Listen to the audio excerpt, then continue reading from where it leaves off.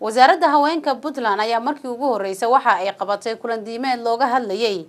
xuquuqda haweenka ay diinta Islaamku siisay. warbixintaasi waxa magaalada Garowe inooga soo dirtay wariyaheena Maymuun Cabdirasaaq Khaliif. kulankan looga hadlayay xuquuqda dumarka ay siinayso diinta Islaamka oo ay soo qaban qaabisay waaxda qoyska iyo arrimaha diinta ee wasaaradda haweenka Puntland ayaa waxa ka soo qayb galay culimaadudiin, shaqaalaha wasaaradda haweenka iyo wasiirka haweenka Puntland Marwaanisa. agaasimaha waaxda qoyska iyo arrimaha diinta ee wasaaradda horumarinta haweenka Xaliima Maxamed Faarax oo kulanka ka hadashay ayaa sheegtay inay sii wadi doonaan kulamada wacyigelinta ah ee ay u qabanayaan haweenka Puntland si loogu baraarujiyo xuquuqda ay siinayso diinta Islaamka. waxa way intaan in ka badan baan qaban doonaa. waxa way bilna naguma filla wadaadada waxaan ka codsanaynaa mar kasta aan u yeerano inay heegan noo ahaadaan. waayo wasaaraddan waa cusub tahay. waxaan rabnaa inaan dardar galino arrimaha diinta dardar galino oo meelaha shaariciyada oo dhan ka dardar galino. mar kasta inay heegan noo ahaadaan ma ka codsanaynaa oo ay nala qabtaan shaqada diinta aan hayno. إن شاء الله بسم الله كريم وحن كفلوا دونا قبل هذا الدن وقارسين دونا طول إلى دقمو إلى بادي هذه لهن إن شاء الله.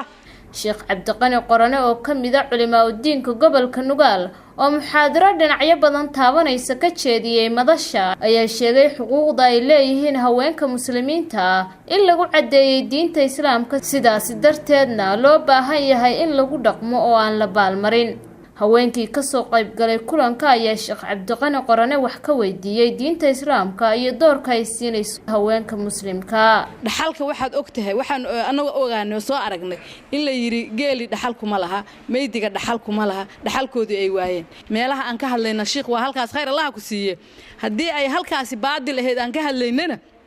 waxaad tirahdaan war xaqaan dhaxalkeena ma lihidin xaqaan taladana wax kuma lihidin qaadka inaad dhoobnaataano ariga deynka ku qalataano qaawanaataan agoon ladiinu ay dayaanaato ceelka biyaha taladin aysan wax ku yeelin baa leeyno ogol sheekh anagu diinta marna kama eed sheegan alxamdulilaahi rabbil caalamiin allah subhanahu wa ta'ala halka uu dhiga waa meel hadaanu helayno aan ku qanacsana gurigayga inaan ku jirno wax nooga khayroon kuma jirtee gabdhihii guryaha raggiiba ka bixiyo gacantooda kaga saaro bateri ku guray taasan ka doodayna dhaqankan waxaan ka hadlaynaa waa taasi. haddii raggu ay yihiin wixii sameeyay wixii wadanka ka dhacay oo ay kale ku yihiin ilaahay uga meel bixiyo laakiin waxaan u malaynayaa ragii hawsha qabtay nin walba guri qof dumar ay joogto ayuu ka soo toosay gabdhihii gambada intay iska furaan war ka kacalaha inaysan rag ahayn baan u malaynayaa kuwii lacagta soo gurahayay inaysan rag ahayn baan u malaynayaa musiibadii dhacday waa loo dhannaa waxaynu u baahannahay toobadkeen isku turtuur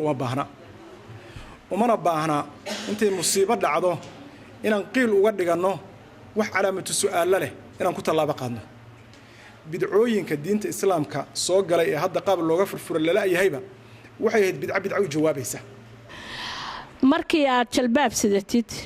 oo aad xafiisyada dawladda oo dastuurku qorayo waxa ugu horeeya in shariicatul islaam tahay ma farax gelinaysid.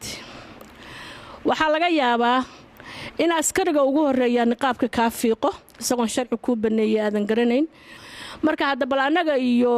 mataqaana maamulkii iyo dawladii iyo shuruucdii culimada baan u soo bandhigaynaa bal sida ay xijaabkaas loo hirgelin lahaa. ninka ku geesgelinayo gabadha muslimadda ee wadaadda ee ilaahay raali gelinaysa xijaabkeedana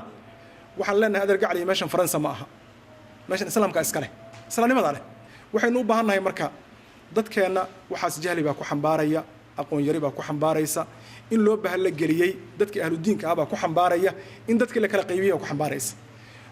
wacyigelinta noocan oo kalena hal badiyo mawaadiicda noocaas ah kulamo looga hadlayo hal sameeyo anaga ka doodayna hadii la yiraahdo. wasiirka wasaaradda haweenka iyo horumarinta arrimaha qoyska Puntland Marwaanisa Cabdulqaadir Xaaji Muumin ayaa sheegtay culimada Puntland in looga baahan yahay in kulamo noocan oo kale ay gacan ka siiyaan wasaaradda si wasaaraddu ay haweenka ugu wacyigeliso xuquuqdooda.